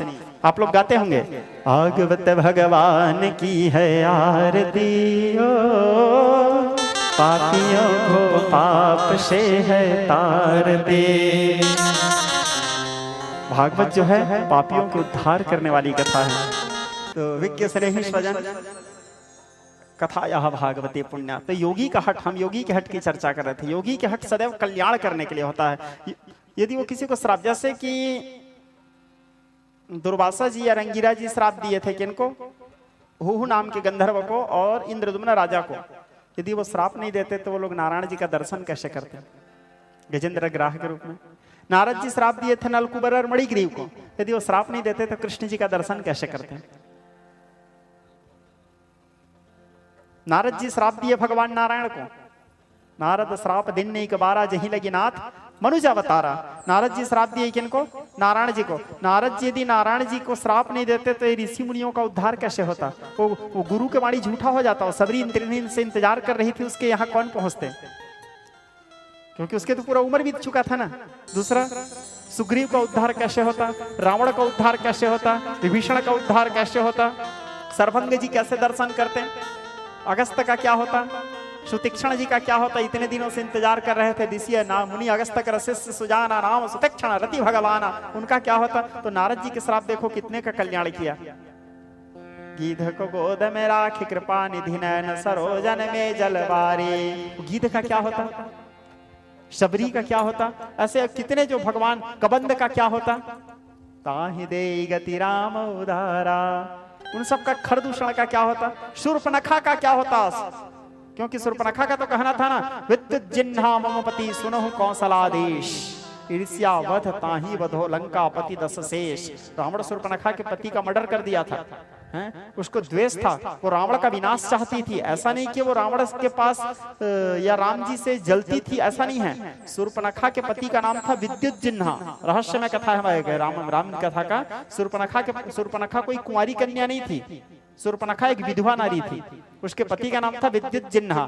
और राम जी के पास वो ऐसे नहीं कि वो जाके ये बोली कि तुम सम पुरुष नमो सम नारी यह संजोग विधि रचा विचारी। शूर्पणखा के मन में कोई काम वासना नहीं था। शूर्पणखा राघवेंद्र सरकार से अपने मन की व्यथा को बताने गई थी। ये बताने गई थी कि प्रभु मैं आपके पास इसलिए आई हूं, तुम सम पुरुष नमो सम नारी। मानस का चौपाई है। इस चौपाई का गूढ़ रहस्य ये है, हमारे पिताजी मानस की एक चौपाई के कई कई अर्थ निकालते थे। इस चौपाई का वास्तविक अर्थ क्या निकलता है? तुम सम पुरुष, आपके समान पुरुष नहीं, मो सम नारी, मेरे समान नारी नहीं, क्यों तुम्हारे समान पुरुष और मेरे समान नारी नहीं, क्यों यह संजोग विधि रचा विचारी, क्योंकि शूर्पणखा का प्रतिज्ञा था जिस दिन रावण विद्युत जिह्वा को मारे थे तो सारे असुर लोग उसके विद्युत जिह्वा के लाश के चारों नृत्य किए थे तो शूर्पणखा के अंदर में प्रतिशोध था। उस दिन शूर्पणखा प्रतिज्ञा की थी कि मैं इस धरती से सारे निशाचरों का विनाश करवा दूंगी, पूरे निशाचरों का सर्वनाश करूंगी। शूर्पणखा का प्रतिज्ञा था। दूसरा राम जी का क्या प्रतिज्ञा था? अस्थि समूह देखी रघुराया, उधर राम जी भी प्रतिज्ञा किए थे, निश्चर ही न करो मही भुज उठाय प्रण किन्न, सकल मुनि ने के आश्रम जाए जाए सुख दिन। राम जी का भी वही प्रतिज्ञा था कि धरती से निशाचरों का विनाश करूंगा। शूर्पणखा की भी वही प्रतिज्ञा था, धरती से निशाचरों के विनाश करूंगी। इसीलिए शूर्पणखा करके कही तुम सम पुरुषन मो सम नारी, यह संजोग विधि रचा विचारी। ये संयोग की बात है। आपका भी वही प्रतिज्ञा है, मेरे भी वही प्रतिज्ञा है, इसलिए मैं आपके पास आई हूं। लेकिन राम जी किसी के आश्रय लेना हो, राम जी संसार को आश्रय देने वाले हैं। राम जी शूर्पणखा के नाक काटे और शूर्पणखा काट करके शूर्पणखा के काम को और सहजता प्रदान कर दिए, उसके काम को सिद्ध कर दिए। शूर्पणखा के कान को काट करके लखनलाल जी जब काटे, मानो रावण को चुनौती प्रदान किए। और अब शूर्पणखा जा करके कही धिक धिक तव पौरुष बल भ्राता, खरदूषण पूरे सेना लेकर के आए। कोदंड अरण्य कांड के छंद कहते हैं तुलसीदास जी, कोदंड कठिन चढ़ाए सर जट झूठ बाधत सोह क्यों। रघुनाथ जी खरदूषण के सेना को आते देखे, सम्मोहन मार चलाया। अब शूर्पणखा रावण के पास पहुंची, उनका काम सफल। उसका प्रतिज्ञा था समूल वंश विनाश, हो गया वंश विनाश के लिए ला करके राम के पास टिकाई। राम अनंत अनंत गुणामित कथा विस्तार, सुनिया चर जनमानी हो जिनके विमल विचार। राम अनंत है, राम कथा अनंत है। राम कथा तो राम कथा है, श्रोता समाज है ना। राम कथा के बात आता है तो आप एक आनंद आ जाता है।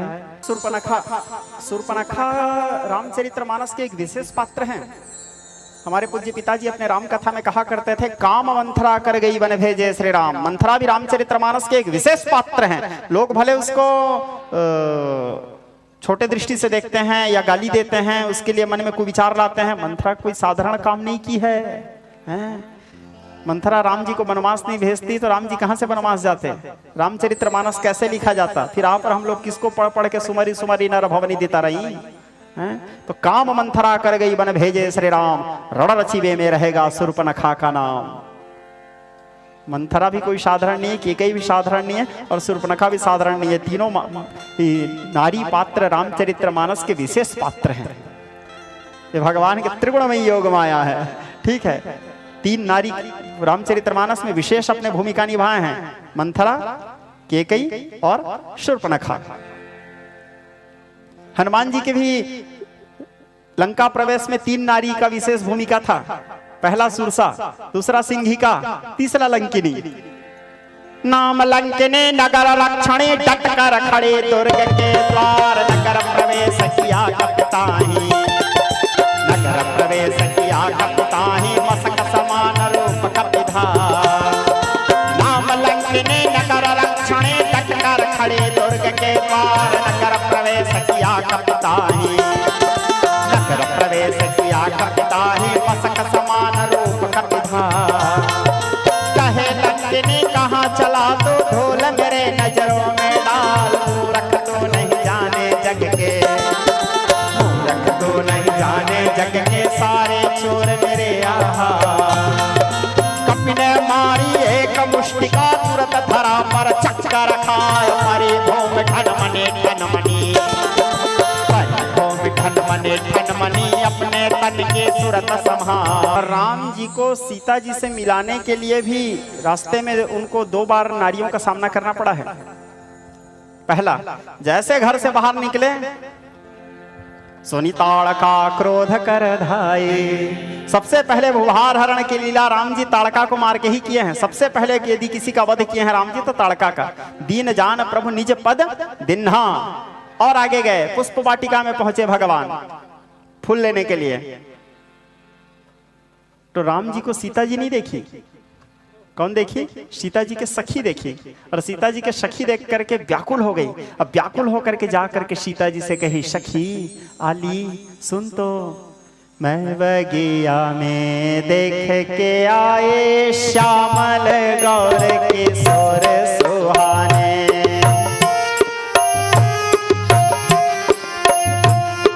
दिव्य सुदर्शन अत्याकर्षण देखत ही मेरे नैन जुड़ाने।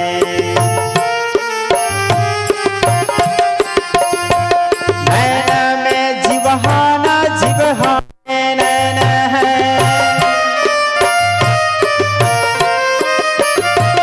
नैन में जिवहाना जिवहा नैन है, कोई न के छवि कौन बखाने। इनमें एक तेरे अनुरूप स्वयं चल देख जो मेरी न माने। इनमें एक तेरे अनुरूप स्वयं चल देख जो मेरी न माने। जाकर के कहे सीता, मैं जो देख करके आई हूँ गिरा नयन अनयन बिनु पानी। तब फिर सीता जी व्याकुल होकर के आई और रघुनाथ जी को देखी। और दूसरा, राम जी का विवाह सीता से हो बोल के प्रार्थना कौन किए? नारी लोग किए जनकपुर के। जब राम जी जब गली से गुजर रहे थे, निकल रहे थे, तो राम जी को देख करके जनकपुर के युवतियां, जनकपुर की महिलाएं, जनकपुर की नारियां महादेव से मनाती थी कि हे महादेव, कुछ ऐसे कृपा करो कि शिव जी के धनुष इसी के हाथ से उठ जाए, ताकि ये सीता जी के अनुकूल है, इनका विवाह सीता जी के साथ हो जाए, ताकि सीता के साथ विवाह होगा तो जनकपुर इनका ससुराल बनेगा, और जनकपुर ससुराल बनेगा तो उस बहाने कम से कम क्या है, बार बार ही आएगा तो हमको बार बार देखने को मिलेगा इनको। राम जी के गाथा में भी नारियों का एक विशेष महत्व है। राम जी के पूरे लीला में नारियों का एक विशेष भूमिका है। कृष्ण लीला में भी नारियों का विशेष भूमिका है। कृष्ण लीला में तो फिर नारी ही नारी है। कृष्ण जी भी जन्म लेते ही सबसे पहले भूभार हरण की लीला कहां से आरंभ किया? पूतना से। सबसे पहले किसको मारे भगवान कृष्ण? पूतना उद्धार। अहो वकीयम स्तन काल कूटम जिंघासया पाय पदभ्य साध्वेले भेगत धत्र च ततन्यम कम वा दयालु शरणं व्रजेमा। और थोड़े बड़े हुए, शुरू किए फिर राधा नाचे गोपी नाचे। कृष्ण लीला का तो फिर रंगना मंगना मंत्रणम माधवम माधवम चांद्रणंगना। कृष्ण के तो प्रत्येक चीज फिर मधुर है। जो हरणम मधुरम तरणम मधुरम, हरण करे तो भी मधुर, तारण तरण करे तो भी मधुर। माधव की गति माधुर्या मुरली ध्वनि को सुनी आग आनंद। यानी ब्रह्म के लीला में, मेरे कथा बताने का तात्पर्य है, ये बताने का, ब्रह्म के किसी भी लीला में माया का विशेष सहयोग रहता है। महाराज करने से पहले भी महर्षि वेदव्यास जी लिखे, पहला श्लोक महाराज के, भगवान पितारात्रि सर्दोत्फुल्ल मल्लिका वृक्षयन्तु मनश्चक्रे योग मायामुपाश्रिता। योग माया का आश्रय लिए भगवान, या योग माया को आश्रय दिए भगवान। योग मायामुपाश्रिता। क्यों? क्योंकि शो दासी रघुबीर की। माया कौन है? उनकी दासी है। और माया करती क्या है? जो माया सब जगह ही नचावा, जो माया सब जगह ही नचावा, जो माया जासु चरित लखी,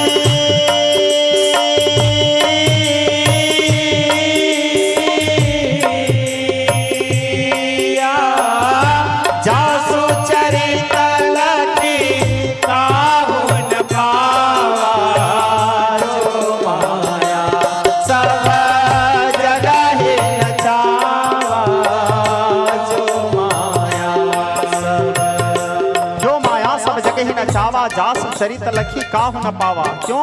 भ्रुकुटी विलास सृष्टि लय होई। उनके एक बार भाव ऊपर नीचे करने में करोड़ों करोड़ों ब्रह्मांड। लखनलाल जी इसीलिए बोले थे सीता जी को, भ्रुकुटी विलास सृष्टि लय होई, सपने हु संकट ताहि न होई। लव निवेश मह भुवन निकाया, रचे हु जासु अनुशासन माया। लेकिन बात आश्चर्य की ये है, सबसे बड़ा, निगम नेति शिव ध्यान न पावा, माया मृग पाछे सोई धावा। जो स्वयं माया के अधिपति हैं, जो स्वयं माया के अधिपति हैं, जो माया जिनकी दासी है, वो ब्रह्म माया के पीछे दौड़े थे कभी। असंभव हेम मृगस्य जन्मम तथापि रामम लुलुभं मृगायः प्रायः समापन्ने विपत्ति काले धियोसि पूषा मलिना भवन्ति। अध्यात्म रामायण।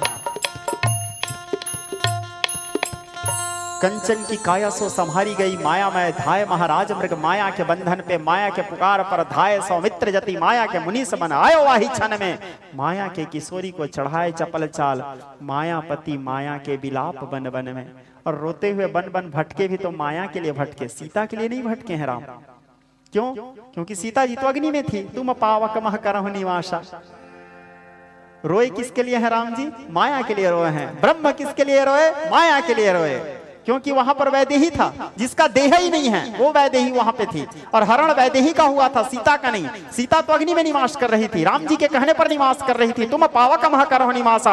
रावण वैदेही के हरण किए, निकल पड़ेगी ज्वाला जग को जलाने वाली महासती सीता के तपोबल खंड से। पतिव्रता का प्रकोप पावक प्रबल होगा, प्राण न बचेगा प्रलयानल प्रचंड से। छितने आकी छाया भी न छुई जा सकेगी, भैरव न भूल कर बैठना घमंड से। भूमि जा समेत भूमि खंड को उखाड़ लिया रावण प्रबल प्रचंड भुजदंड से।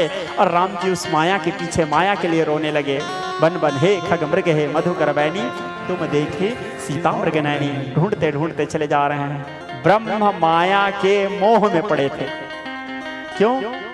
कारण पूर्ण काम राम सुख राशि, मनुज चरित कर अज अविनाशी। वो आप्त काम, वो पूर्ण काम, वो निष्काम, वो नैनाभिराम ब्रह्म राम साधारण मनुष्य की भांति लीला कर रहे थे। तो एक साधारण मनुष्य की भांति ही लीला करने के लिए भगवान उस प्रकार का कार्य किए। राम जी को मर्यादा पुरुषोत्तम कहा गया है। राम जी मर्यादा नहीं तोड़े। कृष्ण जी को लीला पुरुषोत्तम कहा गया है। कृष्ण जी को जहां पे, कृष्ण जी भी मनुष्य अवतार लिए थे, लेकिन कृष्ण जी को जहां पे लगता था कि यहाँ हमारे भगवान वाले रूप दिखाना जरूरी है, वहां पे दिखा देते थे भगवान। राम जी ऐसे नहीं किए। राम जी बड़े सौम्य धीर वीर गंभीर थे। राम जी बड़े सहज और एक साधारण मनुष्य के भांति लीला किए। लेकिन कृष्ण जी को जहां पे लगता था नहीं यहाँ पे जरूरत है पावर दिखाने का, तो ले बेटा देख। अरे राजस्व यज्ञ में आदेश दिए, बोले जाओ सुदर्शन काटो गला सबके बीच में, शिशुपाल का। दुर्योधन ज्यादा बात किया, ले बेटा देख। बोले हरि ने भीषण हुंकार किया, अपना स्वरूप विस्तार किया। डगमग डगमग डिग्गज डोले, भगवान को पिता होकर बोले जंजीर बढ़ाकर साध मुझे, हाँ हाँ दुर्योधन बांध मुझे। यह देख गगन मुझ में लय है, यह देख पवन मुझ में लय है। मुझ में विलीन झंकार सकल, मुझ में विलीन संसार सकल। अमृत फूलता है मुझ में, संघार झूलता है मुझ में। उदयाचल मेरा दीप्त भाल, भूमंडल वक्षस्थल विशाल। मुझ परिधि बंध के घेरे हैं, मैनांक मेरूपक मेरे हैं। दीप्ते जो ग्रह नक्षत्र निखर सब है मेरे मुख के अंदर। दृग हो तो दृग में अकांड देख, मुझ में सारा ब्रह्मांड देख। यदि मुझे बांधना चाहा मन तो पहले बांध, अनंत गगन सुने को साधन सकता है, वह मुझे बांध कर सकता है। दिखाए भगवान व्यापक रूप, विश्व रूप। माता यशोदा को भ्रम था, माता यशोदा देखना चाहिए, दिखाता हूँ। बोले खोले भगवान मुंह, जैसे खोले तो मुंह में क्या दिखा? आनी नंद जी सो रानी सो कहे हूँ सके अली आज मटी खात देखो हम तेरो रीलन को। सुना तारी साया मुख खोले दिन है, सुता जबाए का ब्रह्मा दोनों भेद तीनों देवतन।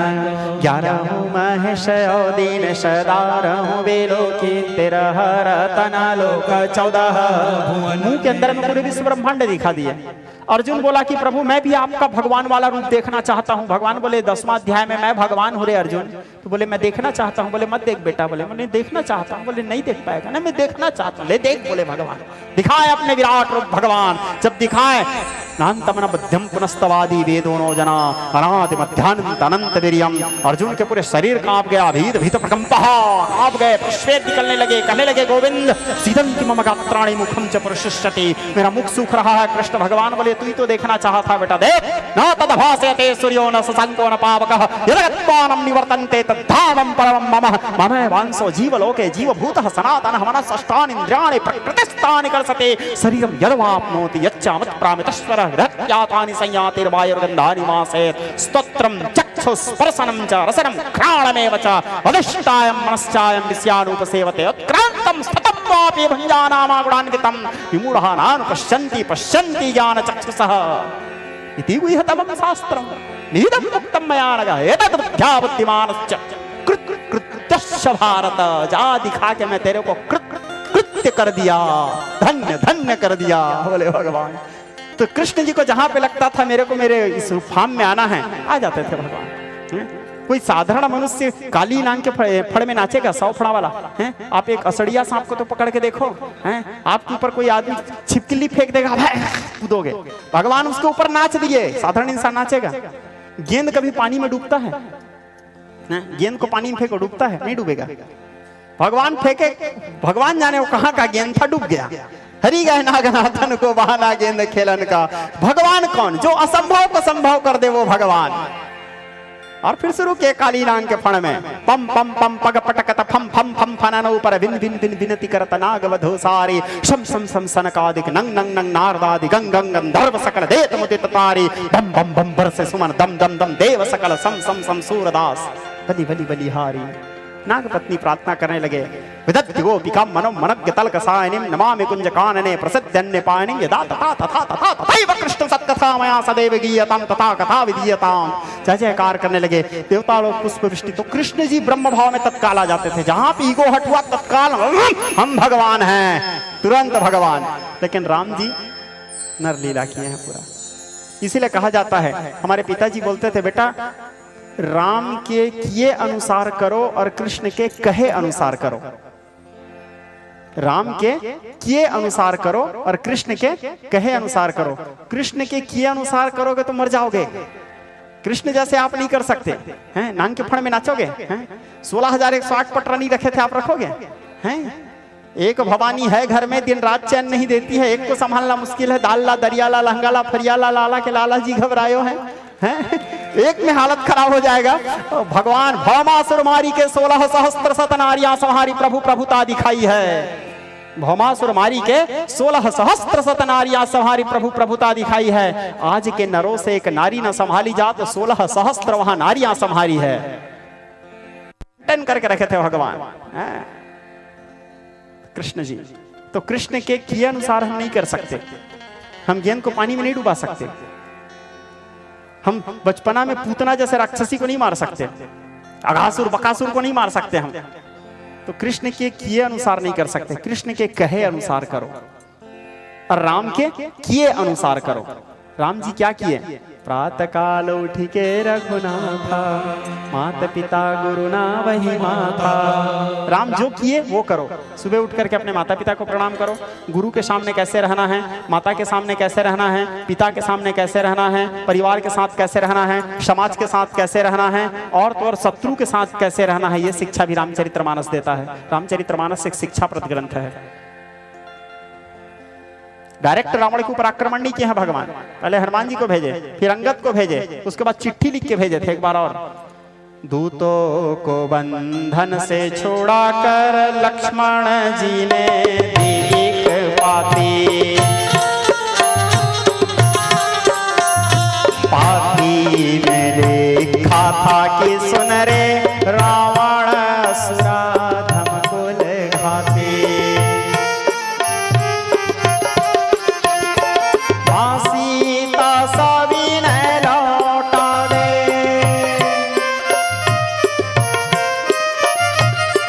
सीता सविनय लौटा दे, मूड़ तेरे सिर पे मंडरा दे, या फिर बन उस मृत्यु का भाजन जो तेरे सर पे मंडरा दे। तेरे साथ ही मिट जाएंगे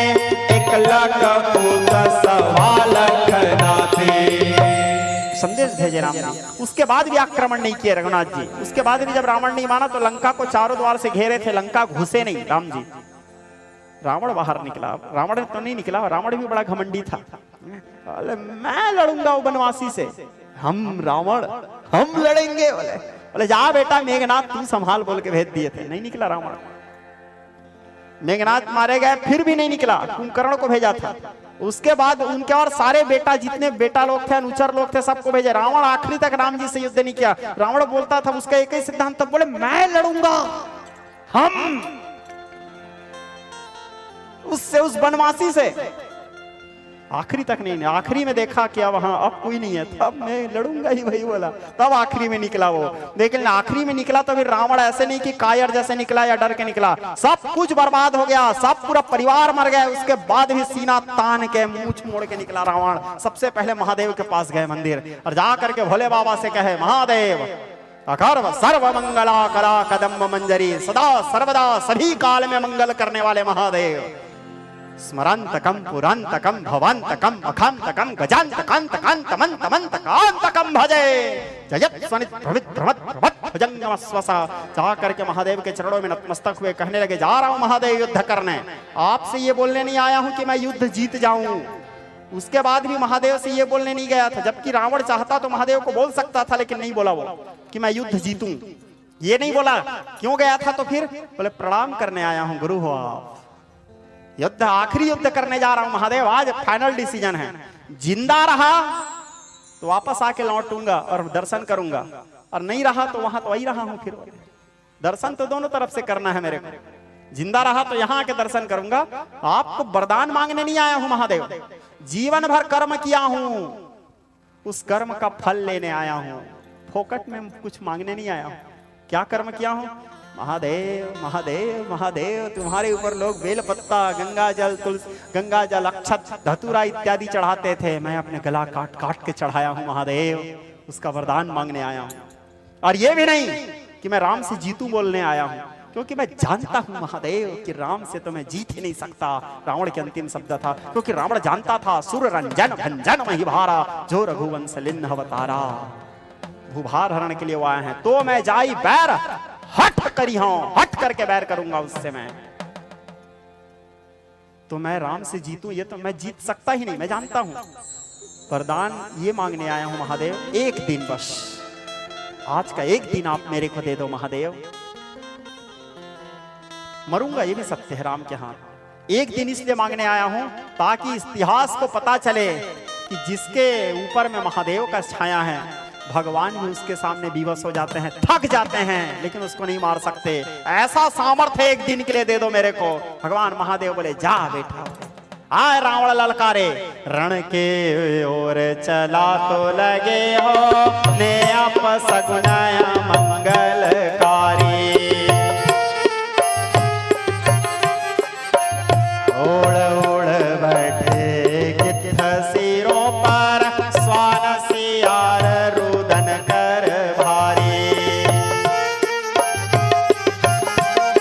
जब रावण रणभूमि की ओर जाने लगे, अब सगुन होने लगे, गिद्ध लोग, पहले रावण घर से बाहर निकलता था तो रथ में बैठते ही कहता था, मार्गे सुमाम रक्षतु नीलकंठा, नीलकंठ पक्षी आके रावण के कंधा में बैठता था, फिर घर से निकलता था।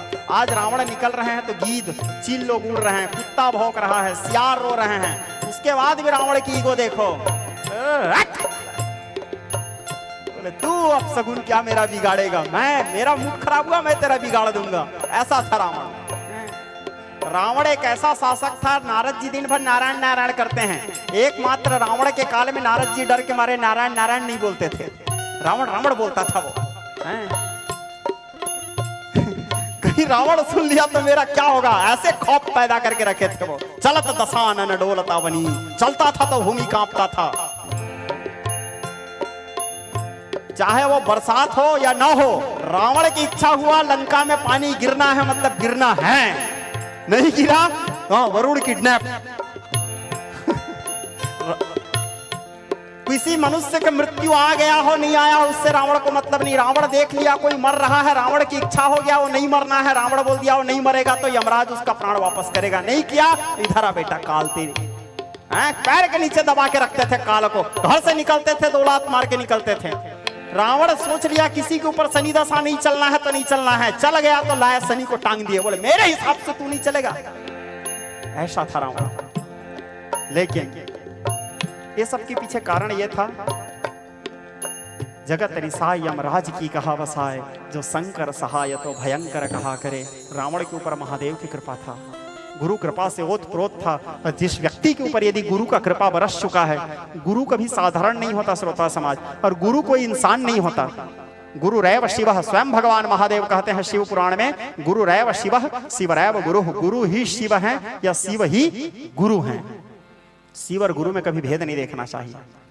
रावण गुरु भक्ति में पागल था, उसको महादेव के सिवाय कुछ नहीं सूझता था। 24 घंटा केवल उसके अंदर में जय महादेव शिव शंकर शंभो उमाकांत हर त्रिपुरारे। जिसकी स्मरण करने से मनुष्य भव बंधन मुक्त हो जाते हैं, जिसकी स्मरण करने से जन्म जन्मांतर के थकान दूर हो जाता है, वो भगवान रावण से लड़ते लड़ते थक गए भगवान। और थकने के बाद विभीषण की तरफ देखिए, तब विभीषण बोले ना भी कुंड पीयूष बस जाके नाथ जियत रावण बलता के सुनत बचन मृदु दीन दयाला हर सि गहे करबान कृपाला। आगे राम कथा पर सदा में सुनना ठीक है, यूट्यूब के माध्यम से। तो नारी हट की चर्चा कर रहा था मैं। कहाँ थे हम? नारी हट में। आप लोग भूल गए रहे होगे कोई बात नहीं, भूलना जरूरी भी है, लड़खड़ाना भी जरूरी है संभलने के लिए। तो नहीं, मैं नहीं भूला था, इसीलिए फट से पहुंच गया। ठीक है, मेरा तो काम है घुमा फिरा के वापस ले आना आपको आपकी गंतव्य तक। तो नारी हट में थे हम। तो उसके पत्नी हट करती है, स्वामी आप दूसरा विवाह कर लो। अपने पत्नी के हट से फिर महाराज दूसरा विवाह किए। कौन? उत्तानपाद। दूसरा विवाह किए तो दूसरी नारी का नाम था सुरुचि। भागवत में जितने पात्र हैं सब यथा नाम तथा गुणा, जैसे नाम वैसा गुण। जैसे सुनीति जो नीति का आचरण करे, सुरुचि जो अपने रुचि के अनुसार चले। जैसे सुरुचि आई, दुष्ट नारी थी, उसके डोली उतरते ही सुरुचि कहती है एक शर्त में अंदर जाऊंगी महाराज। बोले आपकी बड़ी रानी आज के बाद अयोध्या में नहीं रहेगी, घास फूस की कुटिया में 3 कोस दूर में रहेगी। महाराज विवश, नारी विवश। उसकी बड़ी रानी बड़े सहज स्वभाव की थी, सुशील थी, पतिव्रता थी। कहती कोई बात नहीं स्वामी, मेरे दूर रहने से यदि आपके यहाँ संतान होता है, अयोध्या को एक राजकुमार मिलता है, देश को एक राजा मिलेगा, तो मैं दूर रह जाऊंगी स्वामी। इस प्रकार कह करके सुनीति स्वयं से दूर चली गई। कुछ दिन बीतने के बाद भी महाराज उत्तानपाद के यहाँ सुरुचि के साथ रहने के बाद भी संतान नहीं हुए। 2 साल बीत गए। अब तो महाराज का दुख और बढ़ गया। संतान के लिए ही तो महाराज दूसरा विवाह किए थे। सुनीति जैसे नारी को छोड़े थे, दूर हुई है, और सुरुचि जैसे दुष्ट नारी मिली है। अब उसके बाद भी संतान नहीं। महाराज बड़े दुखी हो गए। शिकार खेलने का इच्छा हुआ। शिकार खेलने के लिए महाराज जंगल गए और वो रानी थी घर में। बोले कहाँ जा रहे हो जी? बोले वो जंगल जा रहा हूँ। बोले बड़ी रानी घर मत जाना। बोले जाओगे तो यहाँ मत आना, मानो उसी के बाप का घर है, हैं? महाराज लाए हैं उसको ब्याह करके, और बोलते हैं कि वहां जाओगे तो यहाँ मत आना। अब महाराज क्या करें बेचारा, हैं?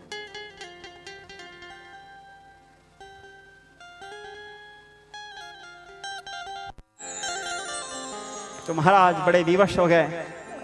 विवश होने के बाद हाँ भाई बोले गए। शिकार खेलते खेलते रात हो गया। जब अयोध्या वापस आए तो अयोध्या के द्वार बंद हो गया था। महाराज विचार के द्वार बंद हो गया है तो चलो बड़ी रानी के घर ही चला जाता हूं। जंगल में छोटी रानी को पता थोड़ी चलेगा, सुबह सूर्य निकलने से पहले आ जाऊंगा। ऐसे सोच के बड़ी रानी के घर गए। जाके देखते हैं उसकी जो बड़ी रानी थी भगवान विष्णु के भक्त। सूर्यवंश का इतिहास कहता है सूर्यवंश के लोग विष्णु जी के भक्त थे। राम जी बस शिव भक्त निकले क्योंकि वो खुद ही विष्णु थे।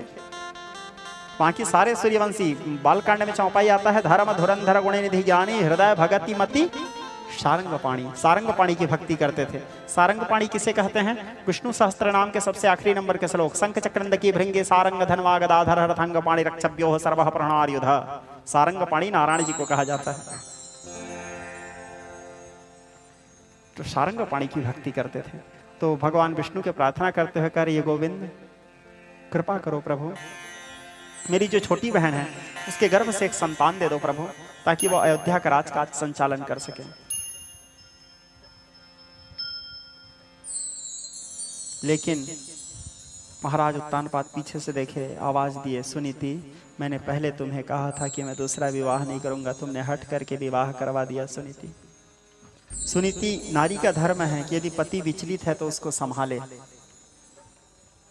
बोले चिंता क्यों करते हो स्वामी, दुख आए तो दुख से कभी घबराना नहीं चाहिए, सीने से लगा लो दुख को। दुख आए दुख को सीने से लगा लो, दुख से घबराओ मत, क्योंकि दुख तो सबके जीवन में आना है। हर व्यक्ति के जीवन में एक ना एक बार आएगा। भयभीत मत हो उस काल में। दुख आए तो घबराओ मत, सीने से लगाओ संघर्ष। और मनुष्य जीवन, ये तो मनुष्य जीवन है श्रोता समाज। जैसे समुद्र किनारे खड़े रहोगे, एक बार तरंग खत्म नहीं हुए रहता, दूसरा तरंग तुरंत आता है। ठीक उसी प्रकार आपके जीवन से एक दुख नहीं जाया रहेगा, दूसरा दुख तुरंत आएगा पहाड़ के समान। कृष्ण जी बोलते हैं गीता में, सुख दुखम समय कृत्वा लाभालाभ हो जया जयो। जो मनुष्य दुख सुख लाभ हानि जय पराजय मान अपमान सबको एक समान समझता है, वही स्थित प्रज्ञ है। सबको एक समान भाव में रखो, सदैव प्रसन्न। सदैव एक ही भाव, महवाहरे मौज फकीरा दी, सदैव फकीरी में मस्त रहो। समझाए, महाराज को धैर्य मिला, रात्रि विश्राम किए, गर्भवती हो गई। सोचो ये भी कालवली की कितने भी बड़े विचित्र विडंबना। वही सुनीति यदि पहले गर्भवती हो जाती तो महाराज दूसरा विवाह क्यों करते? आज गर्भवती हो गई, दूसरा विवाह होने के बाद इतना दिन के बाद। कर्म गति तारे नाही डरे, कर्म गति नहीं बदला जा सकता, समाज जो लिखा है वो हो के रहेगा।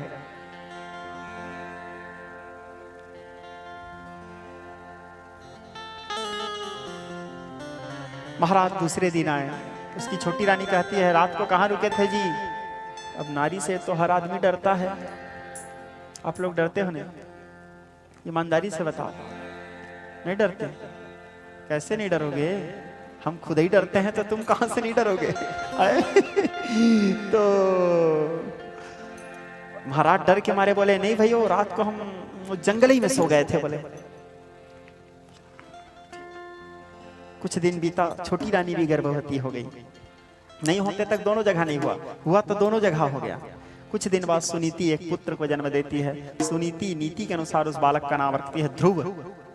कुछ दिन बाद सुरुचि एक पुत्र को जन्म दी। सुरुचि अपने रुचि के अनुसार उस बालक का नाम रखती है उत्तम कुमार। दोनों बालक धीरे धीरे बड़े होने लगे। देखो ये भी विचित्र विडंबना। एक बालक ध्रुव जिसके पास खाने के लिए अन्न नहीं, पहनने के लिए वस्त्र नहीं, जंगल में रहने वाले कोल भील उसके दोस्त तैयार हैं, उनके साथ जीवन जी रहे हैं। और एक बालक उत्तम कुमार, हजार हजार दास दासी सेवक उनके आगे पीछे घूम रहे हैं, जबकि हैं दोनों एक ही पिता के संतान। एक पिता के विपुल कुमारा, पृथक पृथक गुणशील आचारा, कोई पंडित को तामस ज्ञाता। दोनों एक ही पिता के संतान है, लेकिन दोनों का गुण अलग अलग, दोनों का स्वभाव अलग, सबका अपना अपना अलग अलग कर्म होता है। क्योंकि प्रारब्ध पहले रचा पीछे रचा शरीर, तुलसीदास जी लिखते हैं। हमारे जन्म से पहले हमारे कर्म के अनुसार, प्रारब्ध के अनुसार हमको देह मिलता है जिसको हम भोगते हैं। तो धीरे धीरे इसके दास दासी लोग सेवा करते थे, ठाट बाट में जीते थे। अब वो बालक ध्रुव जंगल में रहने वाले कोल भील के साथ जीते थे। ऐसे करते करते 5 साल की उम्र आया तो ध्रुव को पता नहीं था कि उनके पिताजी कौन है। उसके माँ कभी बताई नहीं थी। एक दिन उसके जंगली भाई लोग पूछे, जंगल में रहने वाले भाई लोग, भाई ध्रुव जानते हो तुम्हारे पिताजी कौन है? ध्रुव को पता भी नहीं था। बोले नहीं। बोले हमारे जो राजा है महाराज उत्तानपाद, वही तुम्हारे पिता हैं। ध्रुव को जब पता चला महाराज उत्तानपाद मेरे पिता हैं, तो ध्रुव के अंदर इच्छा हुआ मैं भी जाऊँ, जा करके पिताजी के चरण वंदन करूँ, उनके चरण स्पर्श करके आऊँ। इस प्रकार विचार करके ध्रुव अयोध्या की ओर प्रस्थान किए। जा करके ध्रुव देखते हैं महाराज उत्तानपाद के गोद में उत्तम कुमार बैठे हैं। ध्रुव हालांकि प्रणाम करने ही गया था, लेकिन अपने पिताजी के गोद में उत्तम कुमार को देख के छोटा सा बच्चा तो लालच आ गया, मैं भी पिताजी के गोद में बैठूं। उसकी माता, सौतेली माता आई, हाथ पकड़ के ध्रुव को नीचे उतार देती है। कहती है वत्स, इस गोद में तुम नहीं बैठ सकते, इसमें बैठना है तो तपसा आराध्य पुरुषम, पहले भगवान की तपस्या करो। भगवान की तपस्या करके वरदान मांगो कि तुम मर जाओ। सोचो कितनी दुष्ट नारी है, एक छोटे से 5-6 वर्ष के बालक के साथ इतना दुर्व्यवहार। तुम मर जाओ, मर करके मेरे पेट से जन्म लोगे तभी यहाँ बैठ पाओगे, अन्यथा नहीं बैठ पाओगे। बालक ध्रुव रोते भी लगते वहां से आ गए। उसके माता देखती है ध्रुव को रोते हुए, बोले क्या हुआ बेटा, क्यों रो रहे हो बेटा? बोले माँ, आज मुझे पता चला कि मेरे पिताजी महाराज उत्तानपाद है, तो मैं उनके चरण वंदन करने गया हुआ था माँ। मैं उनके गोद में बैठना ही चाह रहा था कि मेरी छोटी माँ करके मेरे को हाथ पकड़ के नीचे उतार दी, कही तपसा आराध्य पुरुषम। तो उसके माँ कहती है बेटा सही तो बोली, उस पिता के गोद से ज्यादा महत्वपूर्ण तो परम पिता के गोद है, परम पिता के गोद में बैठो। छोटा सा बालक था, पूछ बैठा माँ वो परम पिता कहाँ मिलते हैं माँ? माता छोटे से बालक के जैसे तैसे इनको शांत कराना है, बोली बेटा वो परम पिता वन में मिलते हैं। जैसे बालक ध्रुव सुने परम पिता वन में मिलते हैं, ध्रुव उसी समय ठान लिया माँ मैं बन जाऊंगा, जंगल जाऊंगा नहीं, बन जाऊंगा, बनूंगा मैं माँ, मैं बन जाऊंगा। लेकिन एक माँ के लिए कितना बड़ा शब्द है, उसका छोटा सा बालक ये कहे कि मैं बन जाऊंगा। कहती है बेटा यहाँ तेरे को रोज मैं भोजन कराती हूँ, वहां कौन भोजन कराएगा? ध्रुव कहता है माँ जब मैं तेरे पेट में 9 महीना था तब मेरे को कौन भोजन कराता था, फिर भी जिंदा रह गया ना माँ।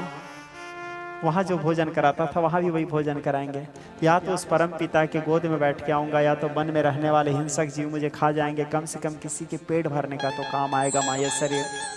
इस प्रकार कहकर बालक ध्रुव निकल गए। माता रोते भी लगते धड़ाम से नीचे गिर गई। बालक ध्रुव कुछ दूर गए। नारद जी देखे, हो तेज क्षत्रियाणम मान भंगेन निष्कलाम। मैंने जीवन में पहली बार देखा किसी क्षत्रिय बालक में इतना तेज। सामने आए, बोले कौन हो तुम? बालक ध्रुव कहे, मैं महाराज उत्तानपाद का ज्येष्ठ पुत्र ध्रुव हूँ। बोले कहाँ जा रहे हो? भगवान की गोद में बैठने जा रहा हूँ। नारद जी हंस डाले, बोले बेटा जन्म जन्म मुनि जतन कराही, अंत राम मुखावत नाही। जन्म जन्मांतर ऋषि मुनि लोग यत्न करते करते थक जाते हैं, आखिरी में उसका नाम मुंह में नहीं आता, और तुम बोलते हो कि उसके गोद में बैठने जा रहा हूँ। बोले कैसे संभव है बेटा? अभी तेरे माला जाप करने की उम्र नहीं है बेटा, तेरे हाथ से माला जाप नहीं हो पाएगा, खिलौना खेलने की उम्र है। बालक ध्रुव बोले कैसे मूर्ख जैसे बात करते हो, दिखने में तो साधु लग रहे हो। खिलौना कितना बड़ा बड़ा होता है, जब बड़ा बड़ा खिलौना खेले जा सकते हैं, माला तो बहुत छोटा होता है। छोटे छोटे माला जाप क्यों नहीं किया जा सकता?